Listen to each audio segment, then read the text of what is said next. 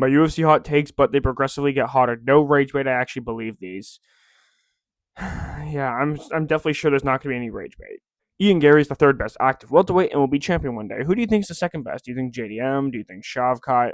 I really want to know who you think is second. But can he be champion one day? Yeah, after Islam retires, though. The UFC is too political, brother. Everything is too political these days. You cannot have an opinion on anything without people getting angry at you, especially in making it politically related when it's not even related at all. Patty being ranked number 5 after beating Bobby Green, Wash Tony, and Wash Chandler is a crime. Well, here's the thing.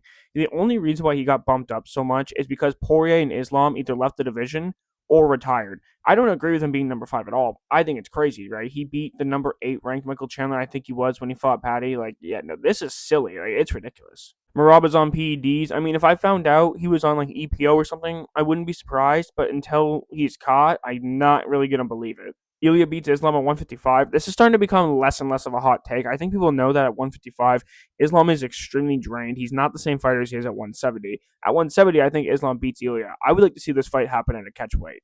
Pantoja is only 2 wins away from being undisputed flyweight GOAT. It depends on who he beats. The problem is with the flyweight division, it doesn't really have any like DJ caliber fighters for him to really fight in the first place, so that's tough. Israel Adesanya is not a top 10 striker of all time. I think he is. I think he's absolutely a top 10 striker of all time. Like, he's more skilled than guys like Alex Pereira, for instance, at least in my opinion. The difference between those two is the power.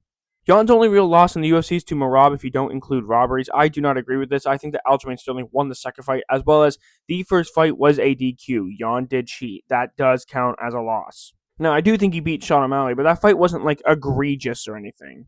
Volkswagen's loss to Islam was more impressive than any of Adesanya's title defenses, but I do really don't like Izzy. I would say it's more impressive in the sense that, yes, he moved up a weight class and performed extremely well, much better than expectations, but Israel Adesanya was winning his title defenses. Not all of them were super entertaining or anything, but I get what you're saying. Islam Makhachev has done enough to be considered the GOAT already. No, he hasn't. His best wins are Alexander Volkanovski, Charles Oliveira, and JDM. And then after that, the competition significantly drops off to like Dustin Poirier, and then you got guys like Hanato Moicano, Bobby Green, Drew Dober, Dan Hooker, Thiago Moises, a short notice debuting Arman Siukin, who was like 22. Like, no, he has not done enough to be the GOAT.